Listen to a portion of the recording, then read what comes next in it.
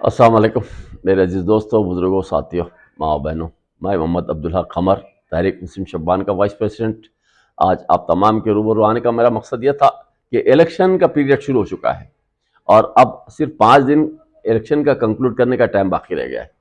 और हर एक सियासी जमात अपनी कोशिशों में ये लगी हुई है कि किस तरीके से आवाम को अपने फेवर में ले और उनकी वोट हासिल करें। ऐसा सिचुएशन चल रहा है।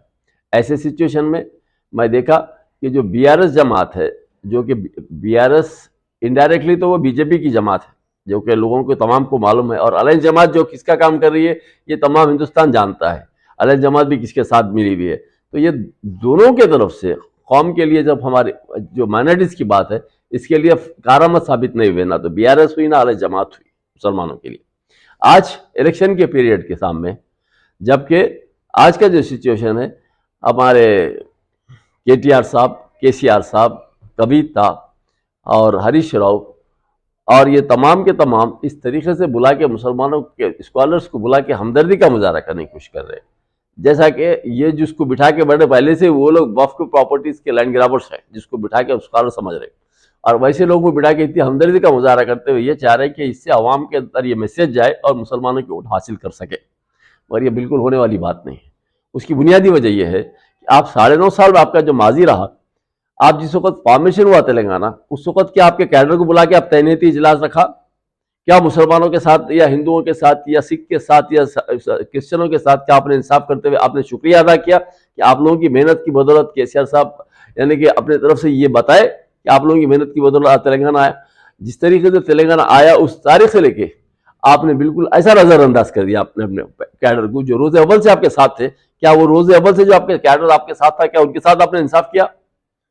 आपने तो नए नए लोगों को लाके आपने उन लोगों को आने के नवाजा, लेकिन पुराने लोगों को बिल्कुल ही नजरअंदाज किया। बल्कि मानों में गौर किए तो ऐसा दिखता है कि उनको माशी एतबार से उनको बिल्कुल ही यानी कि यानी नुकसान पे नुकसान कर दिया है, जबकि उनकी अपनी जिंदगी का, अपने उम्र का हिस्सा गुजार दिए, अपनी माशी हालात को यानी कि बिगाड़ लिए, अपनी तवानाई को अपनी बर्बाद कर लिए।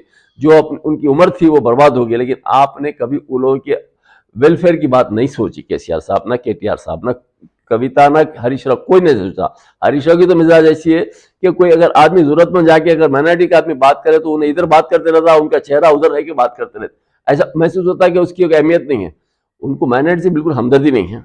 और ना केसीआर को है, ना केटीआर को है, ना कविता को है। सिर्फ जमा खर्च की बातें हैं।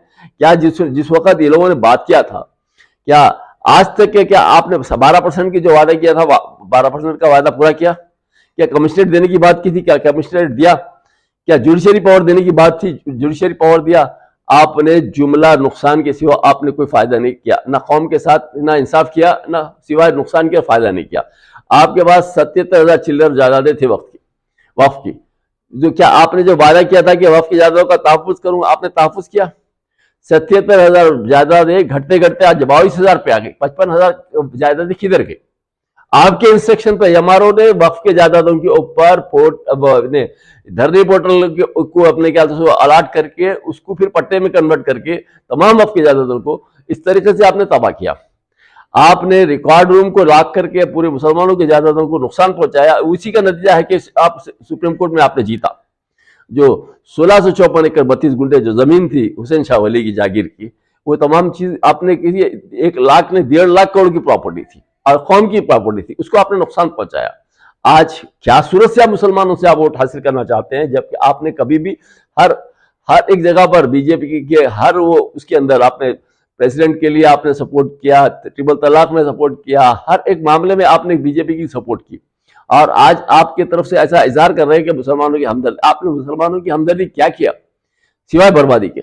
आज तक आपने 12 एमएलए के हिसाब से 12% के साथ 14 एमएलए होते, आपने सिवाय 2 टेन्यूर में सिर्फ 1 एमएलए के सिवा और किसको दिया?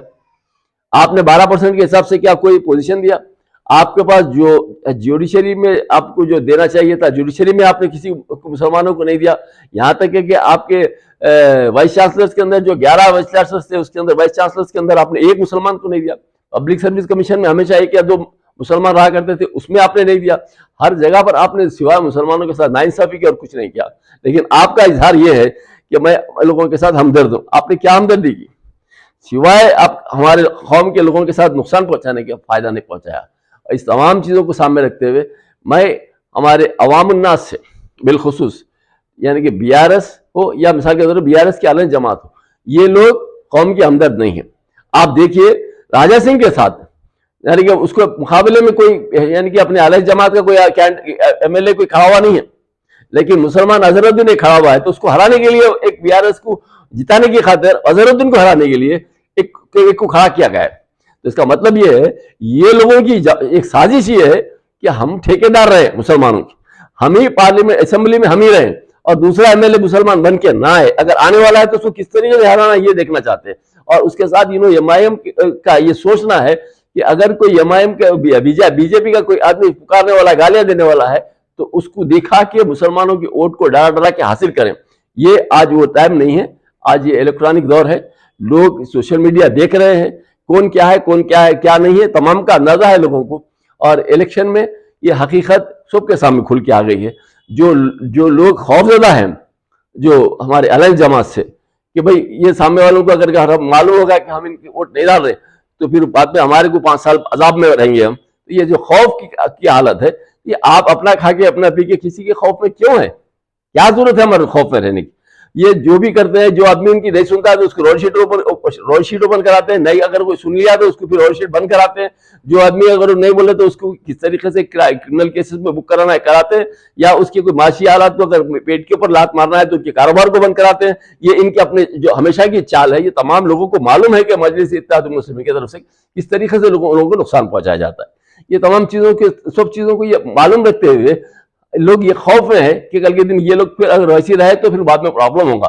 लेकिन मैं ये चाहता हूं कि अगर आप कोई ऐसे कामों में मुलविस नहीं है तो आपको खौफ खाने की जरूरत नहीं है। आप अपने हिसाब से सोच समझ के, जो आपको ये राइट दिया गया है, कॉन्स्टिट्यूशन आपको वोट अपना जो इख्तियार इसको देना है, आपके अपने इख्तियार की बात है। आप अपने इख्तियार में जो वोट है उसको दीजिए और उसको कामयाब बनाइए, ताकि लोगों को ये एहसास हो कि सही आदमी को वोट दे के जिताए, उड़नों को ना दे। और गलत आदमी को देके आप हमेशा 5 साल के लिए रोने की जरूरत नहीं। ये आपका अपना वोट, आपकी अपनी अपना राइट है, उसको आप सही इस्तेमाल करके इसको कामयाब बनाएं। अस्सलाम वालेकुम।